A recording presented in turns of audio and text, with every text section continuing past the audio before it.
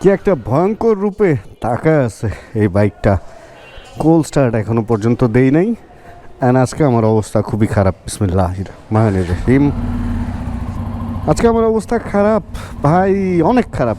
And কত যে খারাপ, বের হয়ে আপনাদেরকে ফুল কাহিনী শোনাইতেছি যে আসলে কি অবস্থা অ্যান্ড কী চলতেছে আমার লাইফে।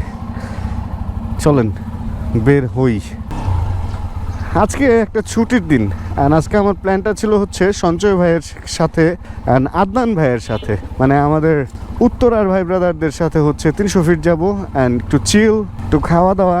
কিন্তু আমি যে খাওয়া দাওয়া করবো, খাওয়া দাওয়া করার জন্য মুখ খুলতে হয় অ্যান্ড আমার মুখ খোলার মতো অবস্থা নাই। মানে বলে না যে হিন্দিতে একটা কথা, মুঁহ দিখানে কি লায়ক নেহি হ্যাঁ, তো ওই অবস্থায় হয়েছে মেরে সাথ। মেরে আজ जो हालत वो मुँह दिखाने की लायक नहीं है।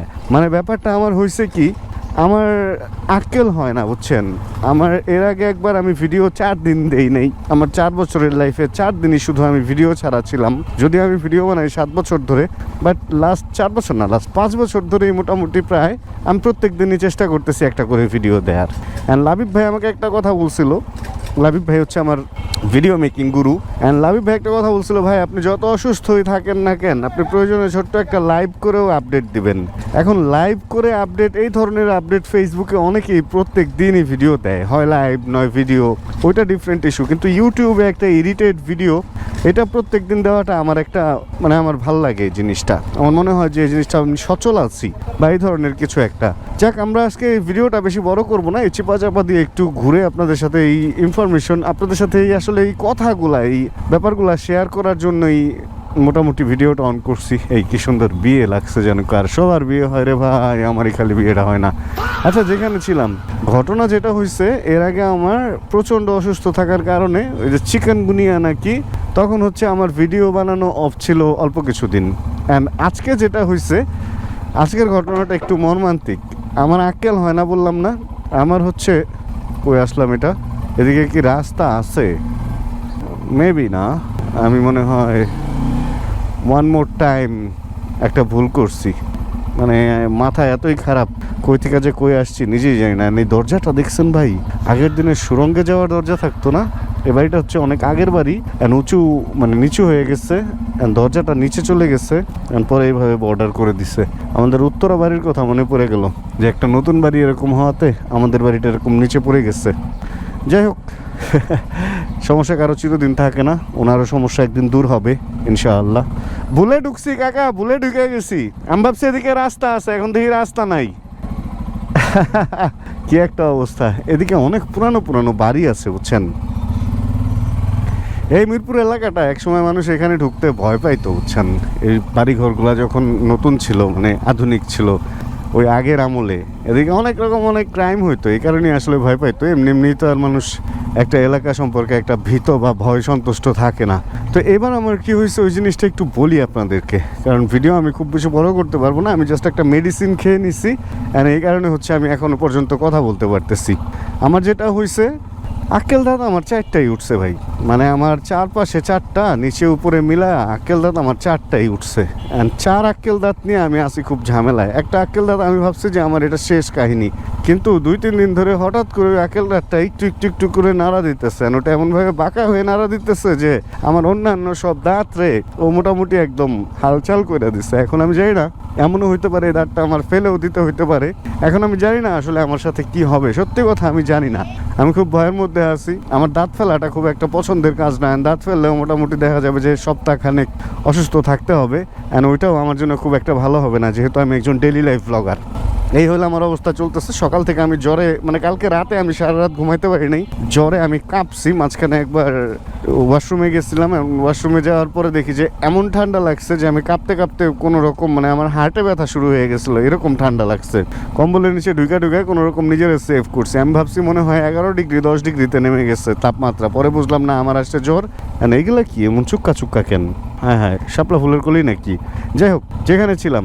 পরে আমি ভাবছি যে অনেক শীত কম, এরপরে দেখি মাত্র 15 ডিগ্রি। মানে 15 ডিগ্রিতে আসলে এত ঠান্ডা কখনোই লাগে না আমাদের, আমরা অভ্যস্ত হয়ে গেছি 15-16 ডিগ্রিতে, আমরা এখন পুরোপুরি অভ্যস্ত।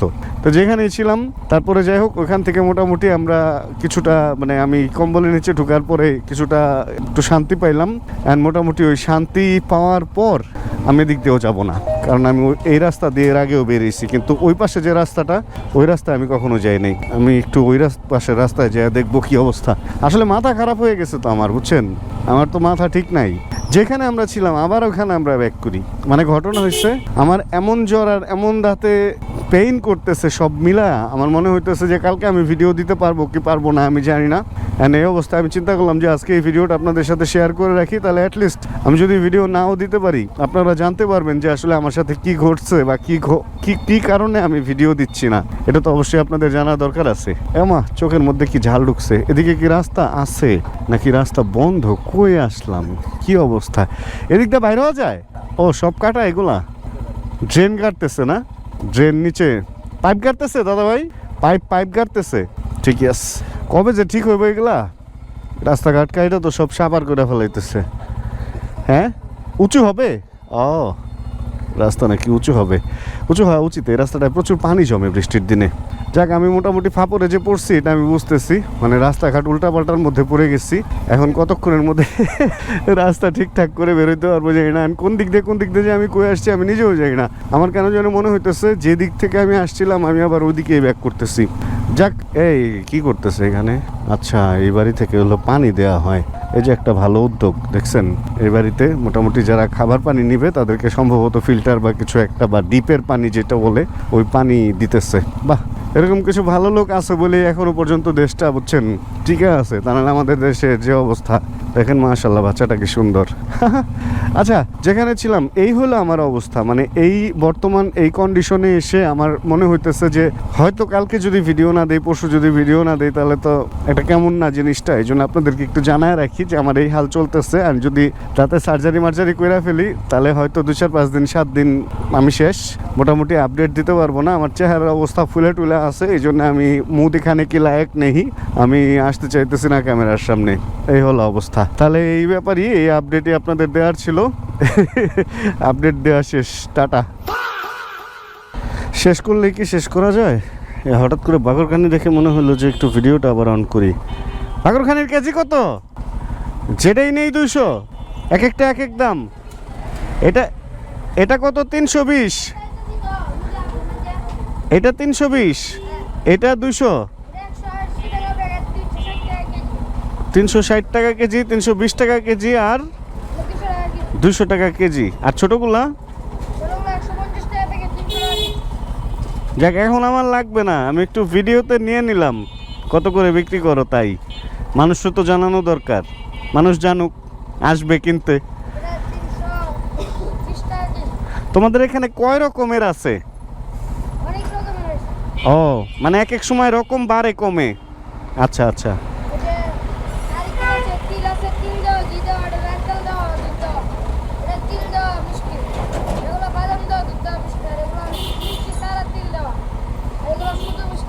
ও, আমার বাসা এখানে, আমিও নিব নে। আমার আক্কেল দাঁত উঠতেছে, এখন খাইতে পারি না কিছু। তোমার নাম কি? উবাইদুর রহমান। উবাইদুল্লাহ। দেখা হবে, হ্যাঁ, আল্লাহ হাফেজ, ধন্যবাদ।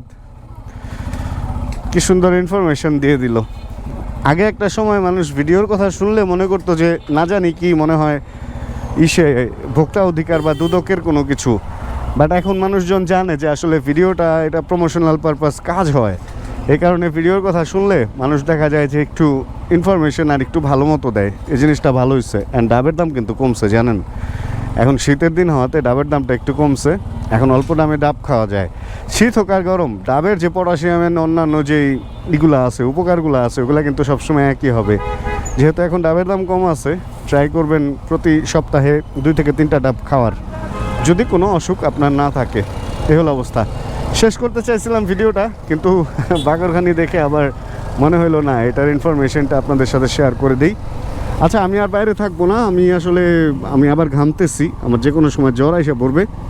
না পাখিয়ে বের হয়ে এই ভিডিওটা বানাইলাম। আর দোয়া রাখবেন আমার জন্য।